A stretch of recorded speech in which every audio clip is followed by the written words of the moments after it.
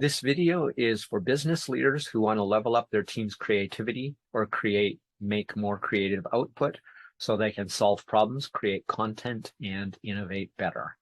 Watch to the end for bonus material on how to manage all the extra creative ideas you'll get by applying what you learn in this video to your business and life, and my recommended video about where to find creativity. Its title of the video is actually based on a true story, some wisdom shared to me quite literally by an old prospector who shared with me in my childhood where to find gold. I literally asked him the question, where should I look for gold, since my father and I at the time had done some gold panning at the Red Deer River through like a YMCA afternoon course. So yeah, this old prospector shed some wisdom, and that inspired the title of the video. So creativity is really not a skill, or let me say that again. Creativity is a skill, though reading doesn't seem to be one for me today. So it's not an innate gift that you're born with, as many people believe. The good news about that is, if you're not creative yet, or you don't feel like you're creative, you can learn how to be. Is it going to be work? Of course it is. Getting good at anything takes effort, and usually significant effort. But if you are not creative now, that doesn't mean you can't become creative and develop that skill. It seems intuitively as though creatives are prolific because they're creative, right? They put out lots of creative content or create lots of things because they're creative. But that's probably no more than 50% true, and probably less than 50% true. They're creative because they're prolific. So it basically forms a virtuous cycle.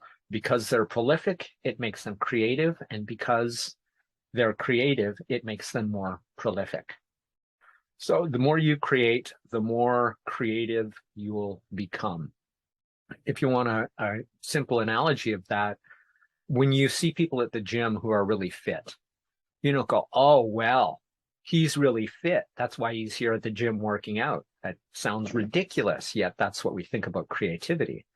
It's like, oh, he goes to the gym or she goes to the gym consistently and works out really hard, therefore they're fit. So they go to the gym to stay fit and increase their fitness. Essentially the same thing going on here with creativity. So there's three ways, or I'm going to discuss in today's video, three ways to create more and therefore become more creative as a result.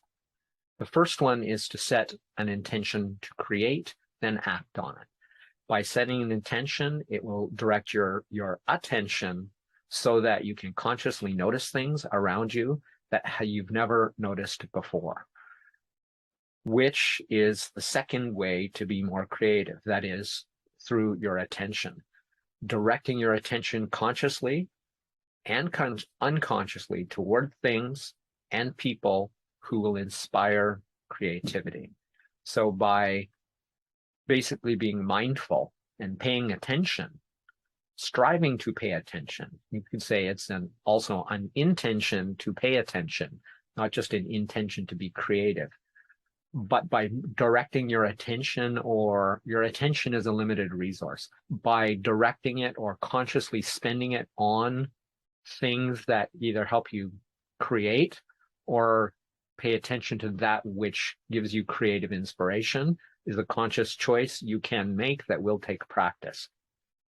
My experience is that it's a virtuous cycle too, and that the more attention, that the more you pay attention, I guess is better, causes more noticing, which causes more attention towards creative ideas of all kinds. I have lots of examples. I'm not getting them into them in this episode. I'm going to do it in another, or this is going to run too long. So finally comes the last of the three, and that is theme. While it seems as though having more ideas is always better, it's not always true. In fact, it's often not true, because our minds can only focus on one thing at a time. This is in the psychological literature, something called the tyranny of choice. When you have 10,000 options, many people will either choose a default option, the first one presented to them or something like that, or they won't choose any because they have too many choices and it becomes cognitively or mentally a challenging task because it becomes hard work to actually make the choice. So there is times and situations where it's actually better to have less choice or to put a boundary, a fence, a border around your choices. And that's what this is about, but kind of in a fun way or a positive way. So by giving your creative intention a theme, that is, I will create videos on psychology and leadership success. That's a theme, or even leadership success from a scientific perspective is an example of a theme. Then that directs, I'm not talking about building toys for my kids' classes, which I actually do, but that's a conscious choice I've also made.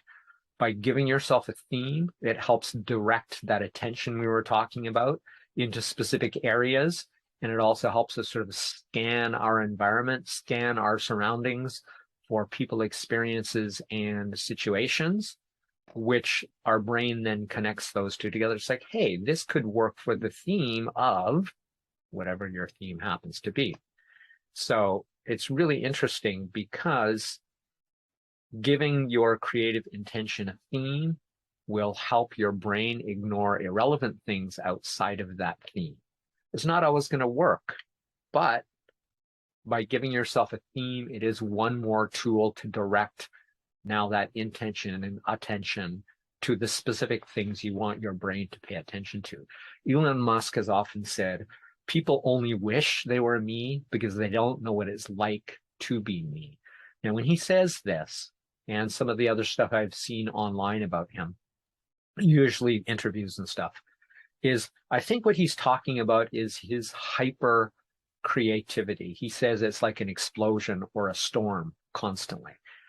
So think of that going on in your brain all the time. And for me, I understand that in that it's how it's like my hyperactivity, and that acting on any one of the ideas I get or any one of the many things that I quickly change attention from one to the other can be a real challenge. Now you might go, oh, well, that isn't a problem. Well, yes and no. It is tremendous for my creativity in one sense, but I always have too many projects going at once. Now there's a balance, and I've heard there's some research that suggests that the balance is somewhere between 4 and 6 or 7, something like that. Projects at once where you can bounce between them is sort of the optimal or the ideal for your creativity. That one isn't always the best option. But by using a theme, you are still constraining it or putting a boundary around it, which may help you sort of eliminate too many ideas, or saying, here's an idea, I'm going to set that aside, I'm focusing on something else. So while having a lot of ideas and an unbounded kind of creativity is great for creativity, it makes that focusing on or acting on any single project and sticking to that project a real challenge to do. So to recap, what you want to do, the 3 ways to do this are to set an intention to be creative. I recommend daily. This doesn't have to be a big thing, but the more often you do it, the more quickly you're training your brain and your habit to be creative. The second one is direct your attention towards creative goals. Pay attention to creative things. And continue along that lines, be mindful of the inspiration that attention brings you. That is, you're directing your attention, and then be mindful of what comes to your attention. That is really continuation of the attention. Mindful attention, mindful awareness. And then last is focus on a theme like topics for videos to increase your creativity. Welcome to the bonus content. Thank you for watching this far. Since ideas will always come faster than since ideas come faster than we can possibly turn them into reality, you have three choices, or I propose you have three effective choices of action you can take. The first one is delegate your creative ideas to others. That is, you have the idea, you convey enough of it, its theme, its main concepts, to somebody else who you then delegate to as an employee, as an outsourcer, or somebody else as a strategic partner. Say, hey, you do this idea. I'm too busy. I had the idea. If you like it, do it. Or assign it, as I said, where you're the boss or the contractor, and they do the work for you. I think that's ideal as often as you can do it, and it's satisfying for you to let them have that creative freedom to do it for you, because there's only one you. The next one is to do that, act on that creative thing immediately. And this is a lot like David Allen's Getting Things Done, because some creative tasks can take you seconds, though they may take minutes and they may take longer. If you have the time and ability to act on it immediately, that's one more thing you don't have to keep track of later. And that frees up your brain and your creativity. So if you can get it done and out of the way, that's a good option too. And third is document your ideas. So when you can't do either of the previous two, you can't delegate it and you can't do it. So then your third option is to document it. I usually use Google Sheets and sometimes Google Keep, but use whatever digital or physical system to record your ideas that works best for you. So just make sure to include something really critical, because I've had this happen over and over again. It still happens sometimes. And that is, make sure if you document to include enough detail that you'll understand your idea and what you meant if you don't read it again for 6 months. So if you don't see any information for 6 months, you pick it up, and if you're going, what am I talking about? Then that means you lacked enough detail. And I can tell you again from way too much experience in this, that you're better to err on the side of too much detail rather than not enough. Because what you understand, what's in your mind now, will not be there maybe in 5 minutes or in 5 days. And if you doubt how to do this, or you want to do this, start now, practice it, and then actually set an alarm or a date to look back at one of your notes. And if you don't understand it, that means you didn't include enough detail. So finally, my recommended video for today is creativity is where you find it. I'll put a link right there for that, and I'll put it in the description as usual. So please share this video with anyone who's striving to be more creative in their business and life so they can be more successful. This has been Crush It Club 276, how to be more creative. Creative direction, attention, and theme. My name is Tim B. Green. Bye for now.